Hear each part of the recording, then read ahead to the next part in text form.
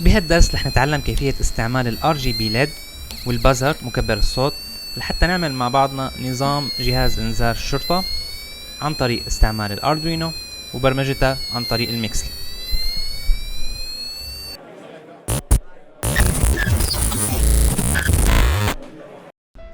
مرحبا فيكم بسلسلة برمجة الأردوينو والروبوتات ببساطة. معكم حمزة عمار وأهلا فيكم بالدرس السابع عشر. بهالمشروع رح نستعمل الأدوات التالية. طبعا رح نستعمل البريد بورد لحتى نوصل عليها القطع المختلفة. رح نستعمل أردوينو أونو مع الوصلة الخاصة بالبرمجة فيها. رح نستعمل 2 بوش باتنز. رح نستعمل ريزستورات مقاومات 220 اوم عدد 3 ومقاومة 1 كيلو اوم عدد 2. بهالدرس رح نستعمل قطعة جديدة اللي هي ال RGB LED، ويفضل انه نجيبها من نوع كومن كاثود. رح نحكي عن هالشي بشرح القطعة هاي. ورح نستعمل البازر او مكبر الصوت، وهو بيجي على نوعين. النوع الاول الباسيف بهالشكل اللي بيكون الغطاء من تحت مفتوح، والنوع الثاني هو الاكتيف اللي بيكون الغطاء من تحت مسكر. هلا بهالنوع حنستعمل الباسيف، ولكن حنعمل تجربة على الاثنين لحتى نشوف الفرق.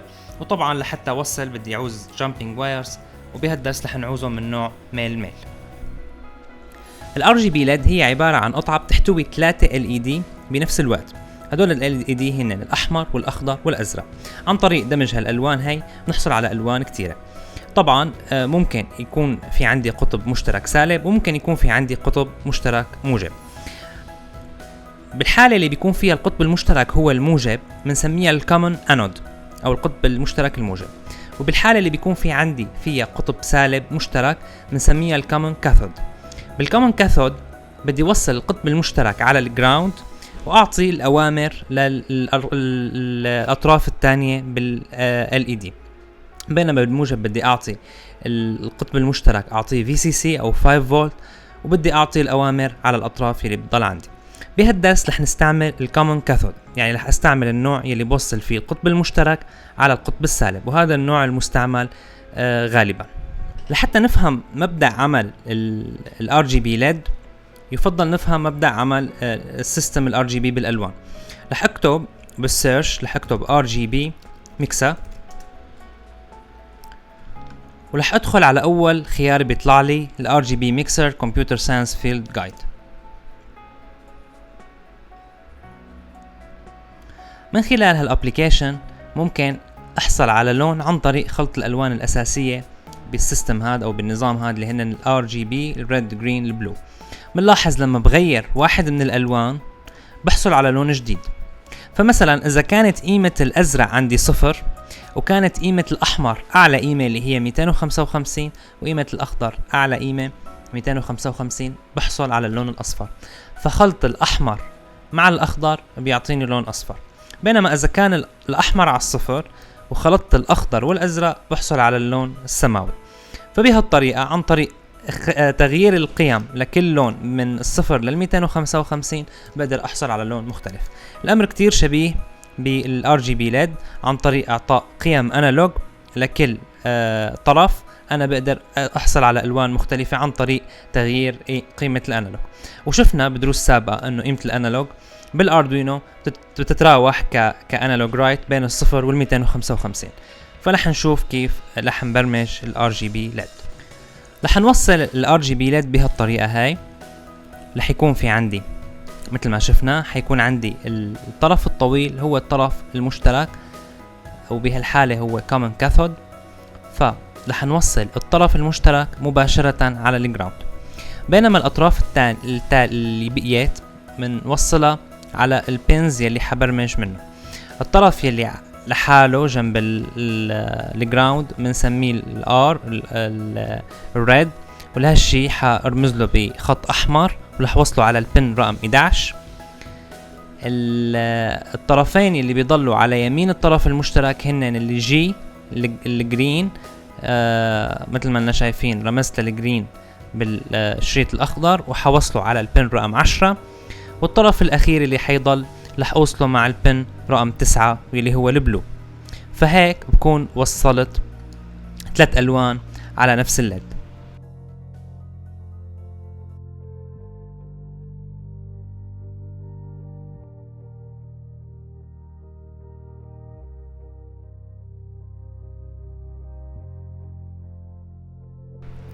بالبداية رح أعرف 3 متغيرات لكل لون بالليد.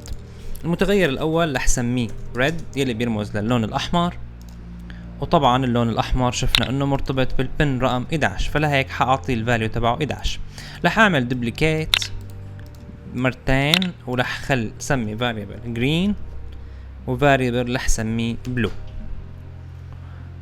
الجرين موصل على 10 والبلو موصل على 9 بهالشكل هذا. لحتى نعطي قيم متغيرة يعني شدة إضاءة متفاوتة بدنا نستعمل دالة الانالوج رايت. شفنا الانالوج رايت مبدأ عملها وكيف بقدر أعطي عن طريق مبدأ البي دبليو ام قيم مختلفة لكل بن موجود عندي. طبعا في بنات معينة بقدر اوصل عليهم الانالوج، وبالاردوينو اونو هن 3 5 6 9 10 11. رح اختار الريد بهالشكل ورح اعمل له دوبليكيت مرتين، حيكون عندي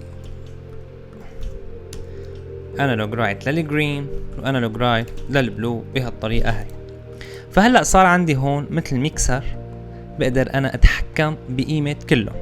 بالبداية رح اعطي بس الريد قيمة 255، يعني قيمة الريد هي 255 وهدول اللونين مطفاين 0 0. ورح نشوف النتيجة. رح اعمل ابلود.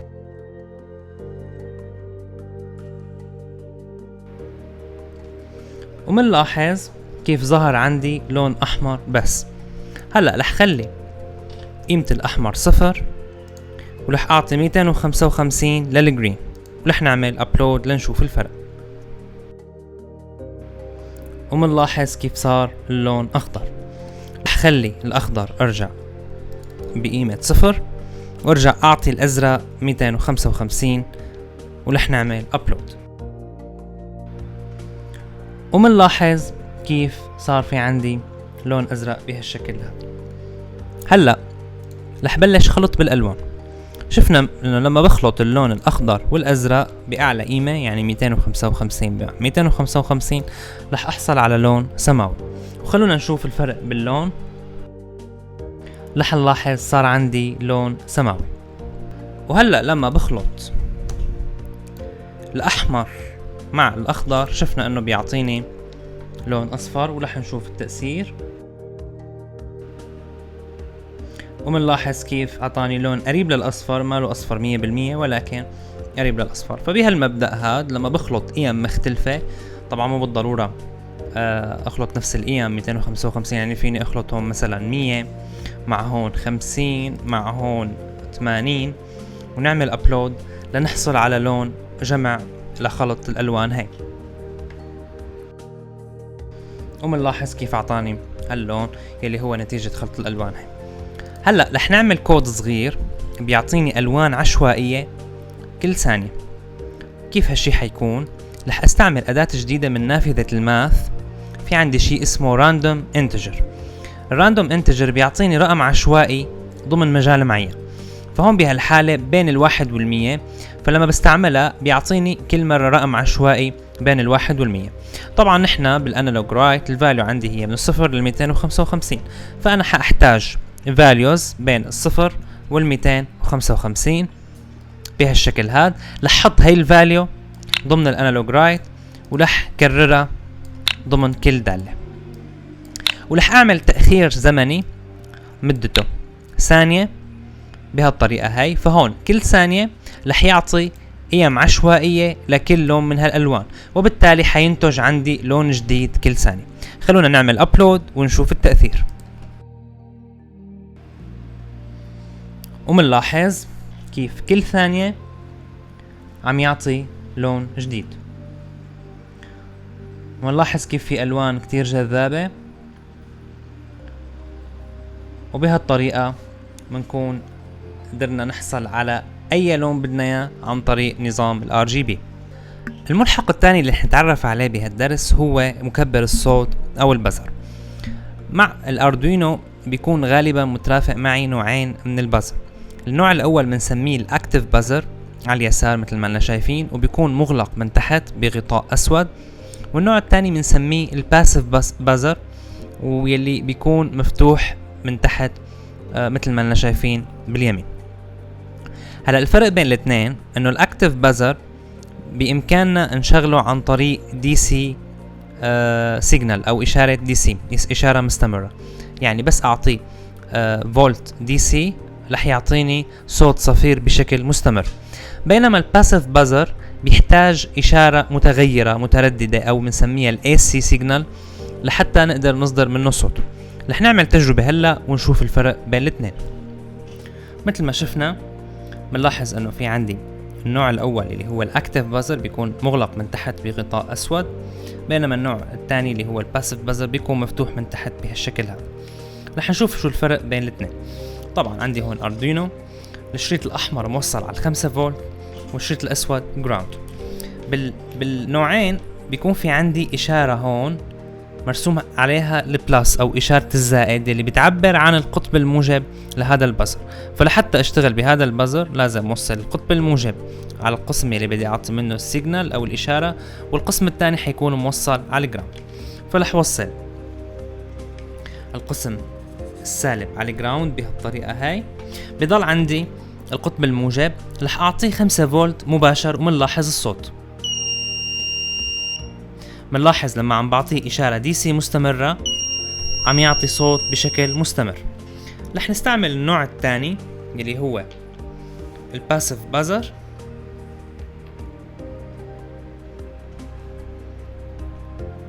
ولكن هنا وصلته بشكل خاطئ، بدها تكون الطرف يلي ما عليه اشاره البلس على الجراوند. ومنلاحظ لما بعطيه اشاره دي سي شو حيصير. لما بعطيه حيطلع صوت ويختفي. فهذا النوع اللي هو الباسيف بازر بيحتاج اشاره متغيره، يعني بتقلب بين الواحد والصفر بشكل مستمر لحتى يضل عم يصدر صوت. هلا بهالدرس والمشروع اللي رح نعمله اللي هو جهاز الانذار رح نستعمل هذا النوع اللي هو بيحتاج اشاره متغيره، الباسيف بازر. والسبب انه بيعطيني صوت انقى وصوت اداء من خلال عمله مع الترددات اللي حنشوفها بعد شوي.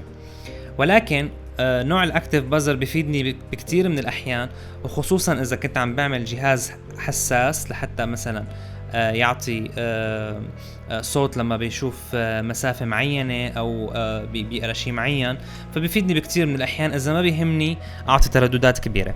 بينما الباسيف بازر بيعطيني دقة بالاصوات وبالنغمات الموسيقية، وبقدر احصل منه على صوت ادق بموضوع الترددات الموسيقية. وهذا النوع هو المكبر الصوت اللي مستعمل بالراديو. فالسبيكر او المكبر الصوت اللي بنلاقيه بالراديو بيشتغل بنفس طريقة الباسيف بازر يلي عندي هون. فهذا الباسيف بازر القسم الاول اللي هو الطرف السالب لحطه على الجراوند، والقسم الثاني اللي هو الطرف الموجب رح اوصله مع البن اللي بدي ابعت عليه اشارة الصوت اللي حنشوفه بعد شوي. شفنا طبعا كيف بنستعمل البازر، ومثل ما قلنا رح نستعمل النوع الباسيف اللي بيكون الغطاء من تحت مفتوح. ورح نوصل القطب السالب منه على الجراوند، ورح نوصل القطب الموجب منه على البن رقم 9. بالنسبة لبرمجة البازر، برمجة الصوت بتعتمد على التردد. التردد شو هو؟ هو عبارة عن موجة صوتية أو موجة أو اهتزاز بالثانية. فنحن أبسط مبدأ لموضوع التردد هو مثال الوميض أو مثال البلينكينج اللي عملناه بالدروس الأولى. البلينكينج بيعتمد أني اختار طبعا رقم البن وأعمل هاي ولو ضمن مدة زمنية محددة. فهاي بهالطريقة هاي بكون عم بحصل على وميض، يعني عم بشعل وعم بطفي خلال فترة زمنية معينة. فإذا بخلي الوقت هون 500 وهون 500، فهون بكون عم بعمل وميض أو عم بعمل اهتزاز كل واحد ثاني. فهون بيكون عندي شيء اسمه 1 هرتز. الهرتز هو عدد الاهتزازات بالثانية.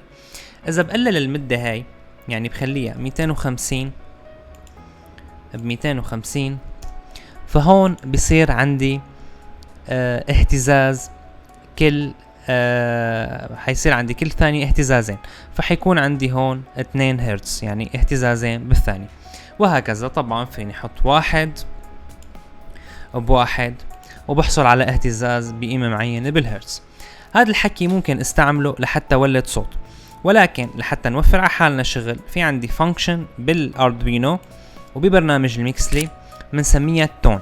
هاي الفانكشن بتعطيني قيمة اهتزاز معين فريكونسي بالهرتز لبن معين، فمن نافذة الاكتويتر منجيب فانكشن اسمها تون ومنختار البن يلي موصلين عليه واللي هو بحالتنا رقم 9 يلي مرتبط بالباسيف بازر، وبختار الفريكونسي.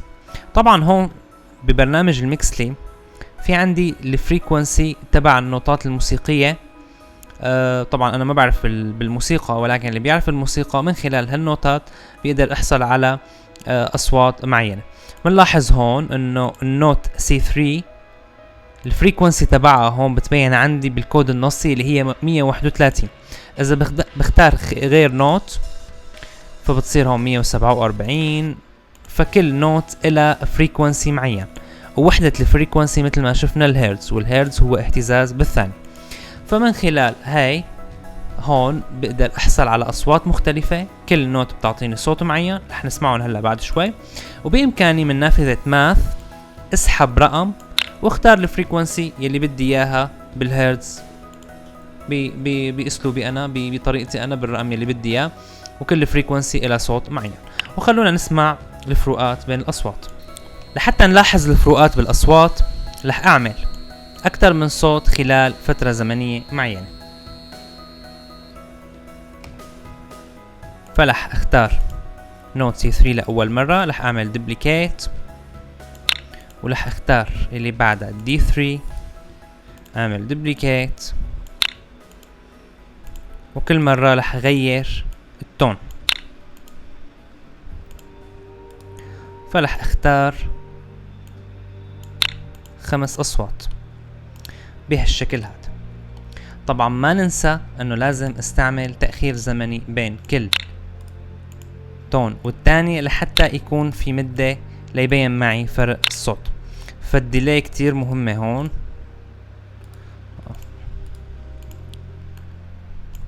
فهون بهالطريقة بكون عم شغل 5 نوتات. هلأ رح ضيف ديلي مرة تانية. بعد ما شغل هدول بدي الصوت يرتاح لمدة ثانيتين، فلح استعمل فانكشن اسمها نو تون.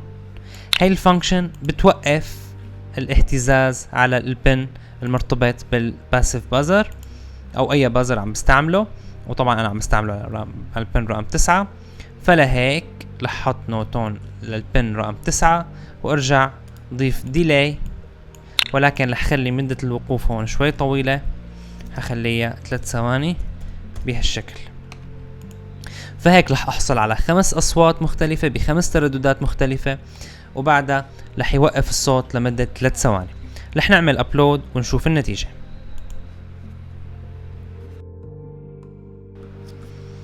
وهلأ رح اوصل الطرف الموجب على البن رقم 9.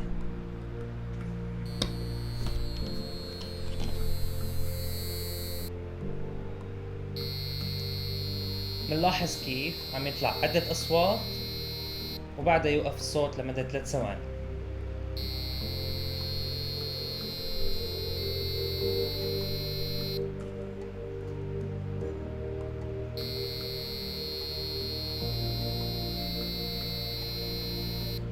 طبعا بامكاني انا اعمل اختبار نفسه، ولكن على النوع الثاني لنشوف الفرق بالصوت.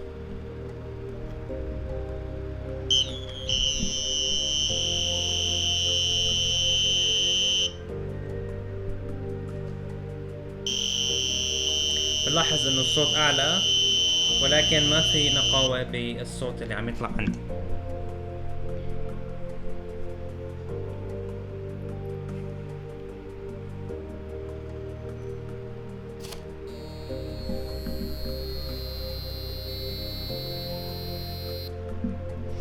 وبهالطريقة قدرنا نحصل على صوت بعدة ترددات وقدرنا نوقف هالصوت لمدة زمنية معينة.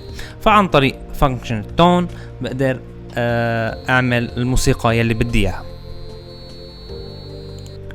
وهلا رح نعمل هي الدارة. طبعا هي الدارة المخطط تبعها موجود بوصف الفيديو.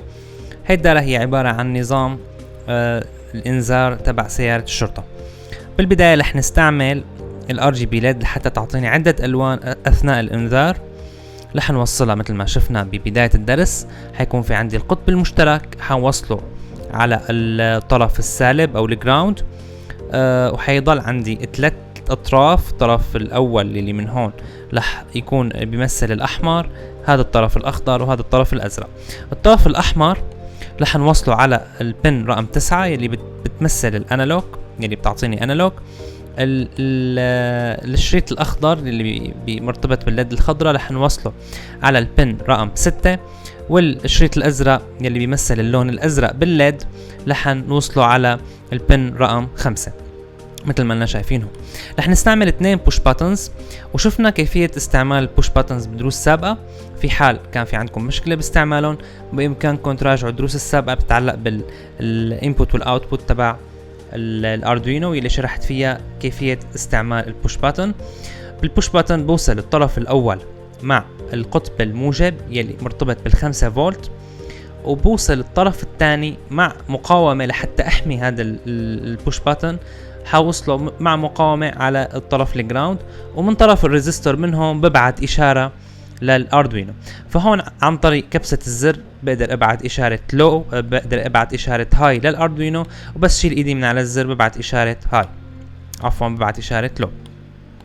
فالبوش باتن الاول موصل على البن رقم 4، والبوش باتن الثاني بنفس الطريقة بوصله وموصل على البن رقم 3. وحيكون في عندي بازر، الطرف السالب رح وصله على الجراوند، بينما الطرف الموجب رح وصله على البن رقم 2. فهذا المخطط موجود معكم، بإمكانكم توصلوا الدارة لحتى نعمل النظام مع بعضنا من خلال برنامج الميكسلي.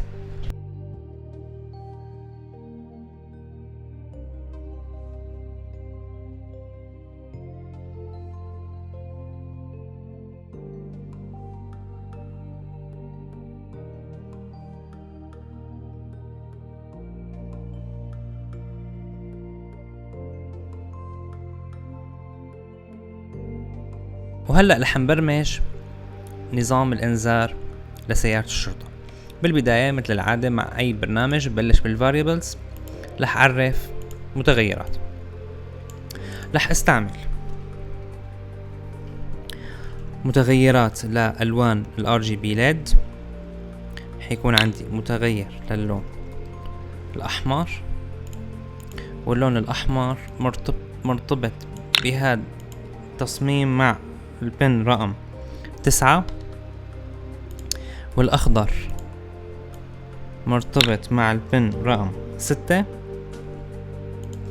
بهالشكل، والبلو الأزرق مرتبط مع البن رقم 5.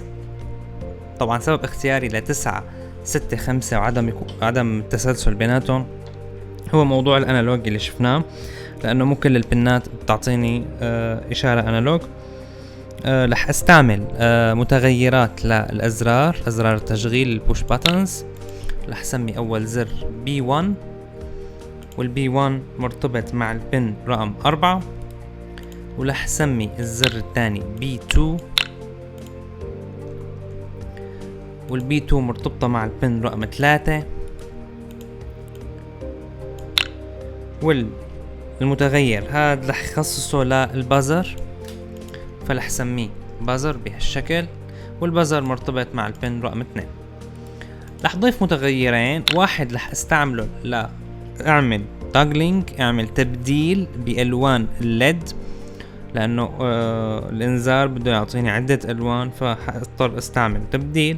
ورح بلش مع حالة الصفر، رح خلي نوعه انت، ورح استعمل متغير تاني لا اعمل ديلاي، ورح خلي قيمته بالبداية 0. فهيك بنكون عرفنا المتغيرات تبع البرنامج. بعد ما عرفنا المتغيرات رح نولد صوت سيارة الشرطة. لنولد صوت سيارة الشرطة بدنا نفهم المبدأ انه بيكون في عندي فريكونسي معينة. هاي الفريكونسي بتبلش تعلى تعلى تعلى تعلى لتوصل لرقم معين وبترجع تنزل. لحتى اعمل هالشي رح استعمل دالة تعلمناها من قبل لحتى اعمل عد. رح استعمل هاي الدالة لحتى اعلى بالفريكونسي، اعطي عدة ترددات ابتداء من قيمة معينة. تقريبا حسب التجربة الفريكونسي تبع جهاز الانذار بتبلش من 635. طبعا ليش استعملنا هذا الرقم؟ ما لنا متأيدين بهذا الرقم، بس هذا الرقم يلي بتبلش فيه تقريبا سيارة الشرطة بالانذار. الأعلى رقم بتوصل له هو 912. فهون الفريكونسي يلي حاستعملهم هن بين 635 وال 912. رح استعمل فانكشن التون بهالشكل. فانكشن التون مرتبطة بالبن رقم 2، فلح استعمل variable البازر بهالشكل هاد كرقم بن. والفريكونسي يلي رح استعملها هون هي الاي. شو هي الاي؟ مجرد ما استعملنا هي الدالة الكاونت او الفور لوب، في عندي variable هون اسمه الاي، وهو اللي حيعطيني هدول الارقام. وهذا الفاريبل رح يرتفع كل مرة بزيادة 1، يعني حيبلش 635 المرة اللي بعدها 636 لحتى يوصل على 912. بس يوصل على 912 بيطلع برا هاي الفور لوب او الكاونت لوب. هلا بعد هيك بدي اعمل ديلي. قد ايه قيمة هالديلي؟ بدها تكون قيمة صغيرة كتير، فحسب التجربة 7 ملي سكند جيدة. فرح استعمل ديلاي، بس بدل ما احط 7 ملي سكند رح عين قيمة الديلاي بهالشكل. رح اعطي من الماث رقم ورح خلي قيمة الديلاي 7، وهون رح اعطي بدل رقم رح اعطي variable ويلي هو الديلاي. فهون بهالشكل بكون عم بعمل ديلاي كل 7 ملي سكند. هذا الصوت هو الطلوع، يعني عم بطلع من الفريكونسي 635 هرتز ل 912 هرتز. بدي ارجع بعدها انزل بشكل عكسي، بس قبل ما ننزل خلونا نعمل ابلود ونشوف الصوت يلي حيتولد عندي. ومنلاحظ الصوت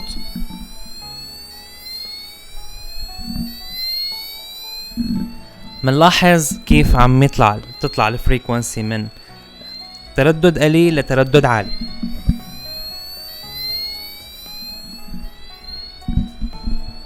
طبعا رح شيل الصوت شوي لحتى يوضح صوتي بالشرح. هلا الصوت شفنا كيف عم يطلع من فريكونسي قليلة لفريكونسي عالي.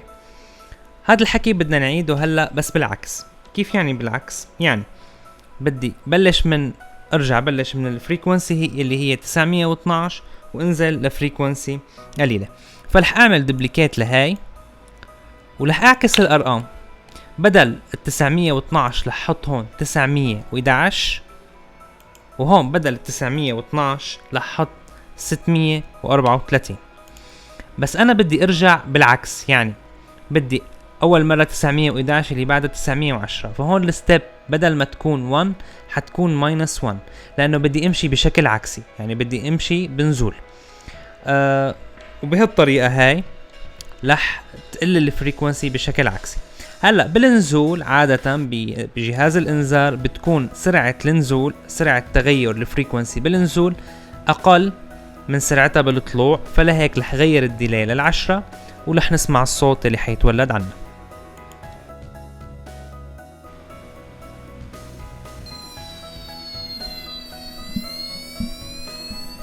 ومنلاحظ كيف عم تعلى الفريكونسي وترجع تخف.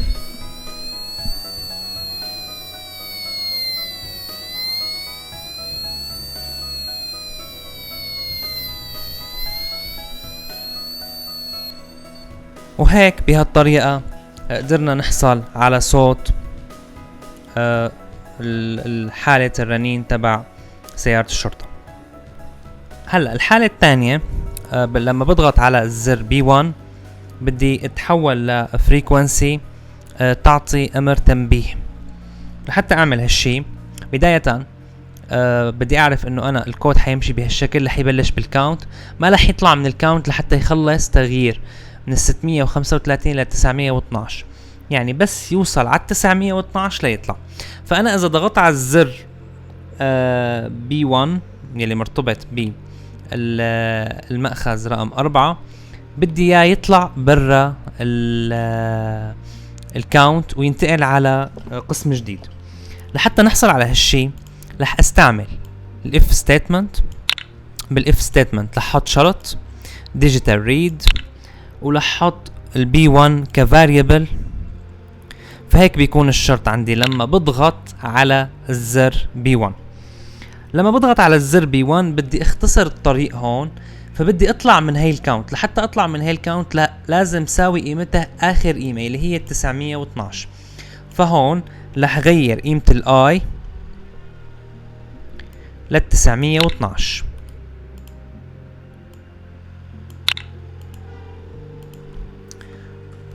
فرح حط 912. فمجرد ما ضغطت على الزر اختصرت كل الحكي هاد وصارت قيمة الاي 912. هو مجرد ما وصل ل 912 حيطلع برا الكاونت هاي. نفس الحكي حيكون بالفور لوب يلي بعدها. فهون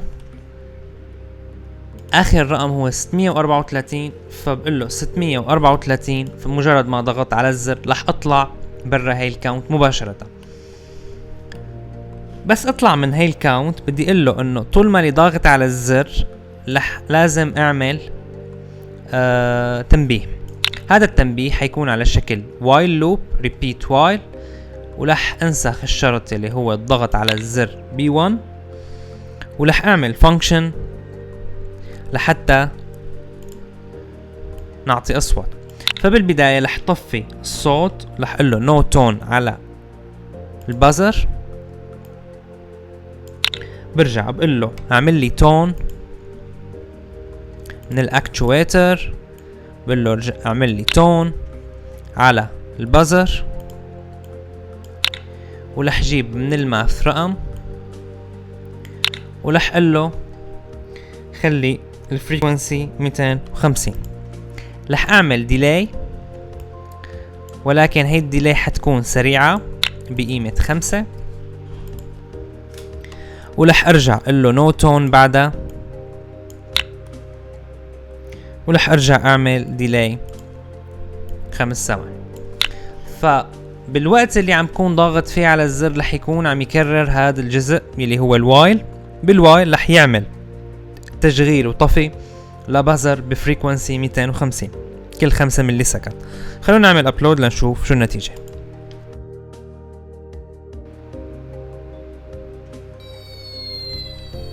منلاحظ هلا عم يشتغل ضمن صوت الانذار،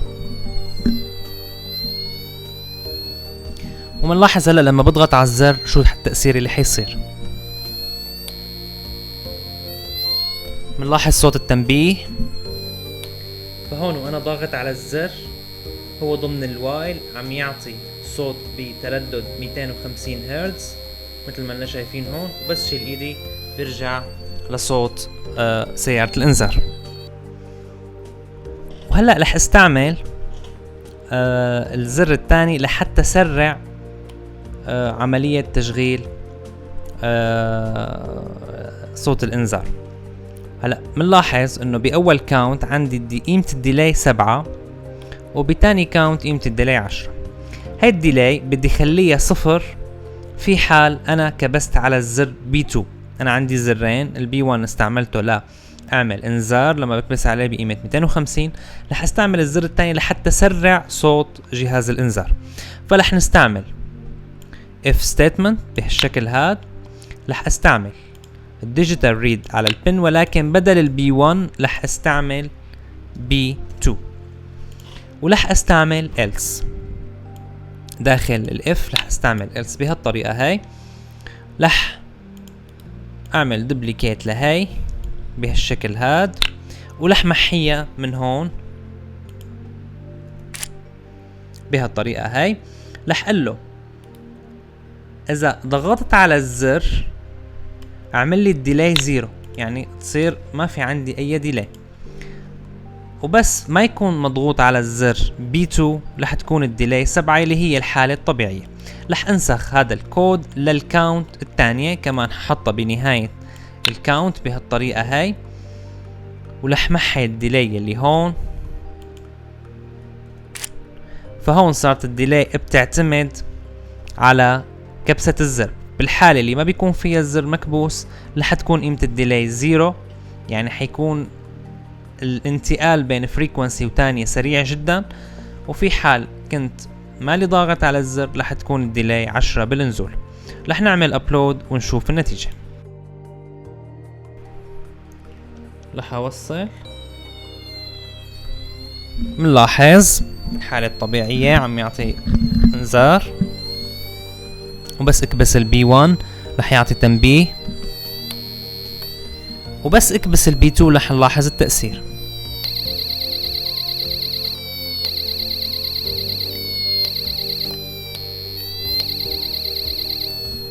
فمنلاحظ كيف عم تسرع وتيرة الصوت لما بكبس على البي 2. وبهالطريقة صار عندي حالتين من خلال الأزرار، واحد للتنبيه وواحد للتسريع. وبهذا البرنامج بيضل عندي القسم الأخير يلي هو إني شغل ال RGB LED بألوان مختلفة أثناء عملية الإنذار. هلا بما إنه عندي ديلاي فهون بده يكون في طريقة معينة بالكود لحتى أقدر بدل بين الألوان بشكل صحيح. بالبداية رح أعمل فانكشن، هاي الفانكشن بقدر من خلالها بدل بالألوان. طبعا ناقشنا الفانكشنز، ناقشنا كيف نعمل تبديل بين الحالات بالدروس السابقة. في حال كان في أي مشكلة لما بتراجعوا الدروس السابقة حيكون كل شيء موضح ومشروح بشكل مفصل. رح سمي هاي الفانكشن RGB، ورح أعطيها باراميتر واحد. هذا الباراميتر رح سميه state، وانتو حرين بأي تسمية بتختاروها. رح استعمل من الكنترول رح استعمل سويتش، واتفقنا انه السويتش بتشتغل بمبدأ الelse الif والelse if من خلال شيء اسمه cases. فانا بعطي عدة حالات لمتغير واحد. رح استعمل الستيت كفاريبل بالسويتش، فبنفحص الستيت لحتى يكون عندي عدة حالات. هلا رح يكون عندي هون 4 حالات، فرح استعمل الماث. الحالة الأولى إذا كانت الستيت 0، الحالة الثانية إذا كانت الستيت 1، الحالة الثالثة إذا كانت الستيت 2، والحالة الرابعة اللي هي 3 إذا كانت الستيت 3. رح استعمل هلا الانالوج رايت بهالطريقة هاي، ولكن حكررها 3 مرات مثل ما شفنا ببداية الدرس لحتى اقدر اعطي عدة حالات للالوان.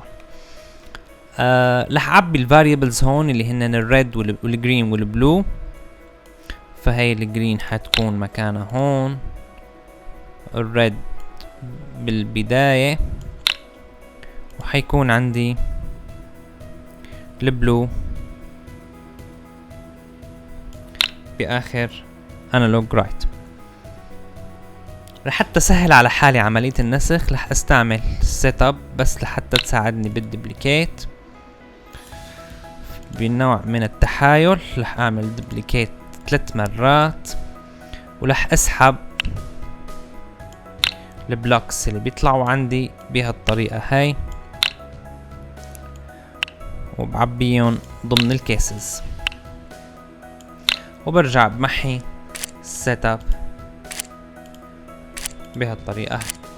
هلا بحالة الزيرو لما ببعت زيرو لفانكشن RGB بدي شغل الليد الحمراء بس اللي هي الريد بقيمة 255. بحالة الواحد بدي شغل بس الليد الخضراء لحتى احصل على لون اخضر، وبالحالة 2 بدي شغل الليد الزرقاء، وبالحالة 3 بدي طفي كل الليدات بهالشكل هذا.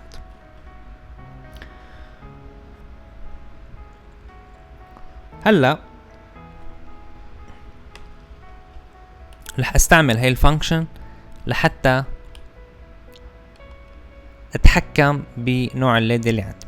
لما افتح الفانكشن صار في عندي شيء اسمه do RGB، وفي عندي هون فراغ للستيت.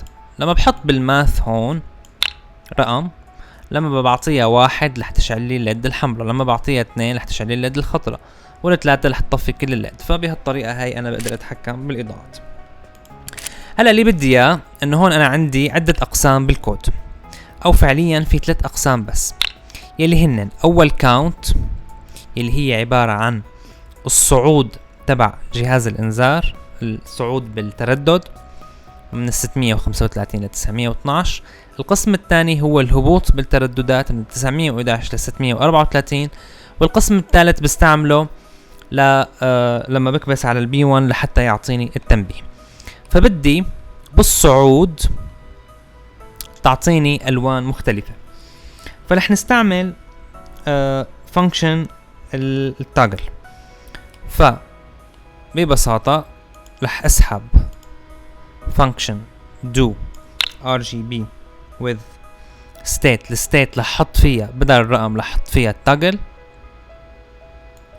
والتاجل مثل ما بنعرف مبلش بالفاريبل هون بالزيرو. هلا مع كل مرة بعطي فيها تاجل لازم زيد التاجل 1 ليتغير اللون اللي عندي. فمن function الماث بقدر احط تاجل بهالطريقة هاي، هي تاجل بلس 1، وبسحب التاجل كإنبوت،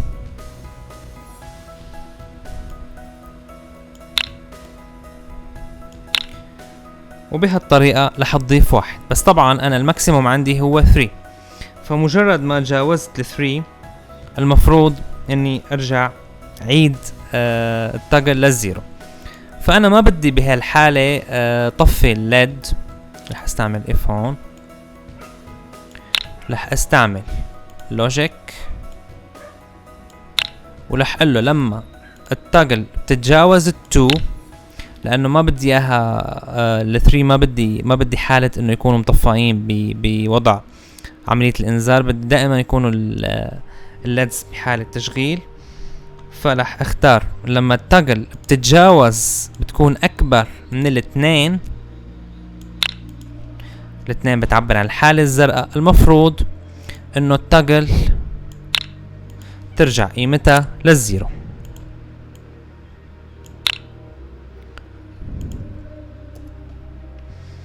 بهالطريقة هي.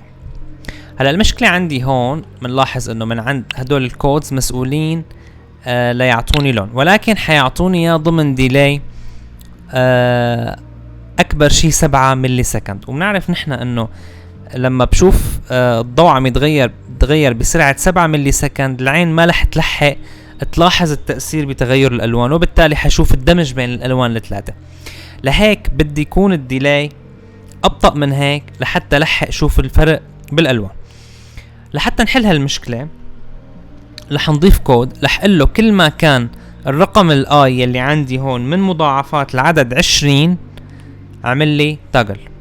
لحتى نعمل هالشي رح ضيف اف جديدة، رح حط فيها الكود المسؤول عن تبديل الالوان، ورح حط الشرط على الشكل التالي. رح حط من اللوجيك عامل المساواة، ورح حط من الماث عامل الحساب، ورح قله لما الاي يلي هي الفاريبل المسؤول عن العد، رح استعمل اداة جديدة هون اللي هي اشارة البرسنت، او بالبرمجة بنسميها المودلس. المودلس شو شغلتها؟ المودلس شغلتها تعطيني الباقي. يعني انا لما بقسم رقمين على بعض بيكون في عندي باقي، هذا الباقي ممكن استعمله بالبرمجة بكتير قصص. بحالتي هون افترضوا انه عندي الاي كانت 5 وعملت لها مودلس مع 2، الخمسة تقسيم 2 هي 4، يعني حيكون المودلس تبعها هو 1 اللي هو باقي القسمة بين الاثنين. فانا هون رح قله لما بيكون الاي مودلس 20 equal 0، يعني لما بيكون الرقم من مضاعفات 20 لما بيتحقق هذا الشرط بيكون true. وبالتالي ما رح يعمل توجلينج الا بحالة كانت الاي من مضاعفات الرقم 20، وبالتالي بحصل على ديلي اكبر، وبالتالي رح يصير في عندي تغيير الوان تلحق عيني تشوفه. رح اعمل دوبليكيت لهذا الجزء مثل ما هو على تاني كاونت بهالطريقة هاي. بضل عندي اثناء الضغط على الزر ممكن اعمل اي حركة بدي اياها، ولكن الحركة اللي حاعملها هون انا انه لما بضغط على الزر بدي اياه يعطي لون احمر. لهيك رح اجيب من الفانكشن رح اجيب الدو RGB ورح اعطيها قيمة 0، والزيرو حالة الزيرو هي حالة اللون الاحمر، ورح ارجع بعد الديلاي ارجع طفيها واعطيها الحالة 3 اللي هي بتطفي كل الليدز. فبهالطريقة لما بضغط بيعطي لون احمر، بحالة عدم الضغط بيكون عم يبدل الالوان بين الاحمر والاخضر والازرق. خلونا نعمل ابلود لنشوف النتيجة النهائية. رح وصل البازر، منلاحظ كيف الالوان عم تتغير بين الاحمر والاخضر والازرق بسرعة معقولة عم تقدر عيني تشوفها. جهاز الانذار عم يشتغل بشكل طبيعي. لما بكبس على الزر البي 1 بيعطي تنبيه، ومنلاحظ كيف تغير اللون للون الاحمر، ولما بضغط على الزر الثاني رح يصير في عملية تسريع ورح يطلع الصوت بالشكل التالي.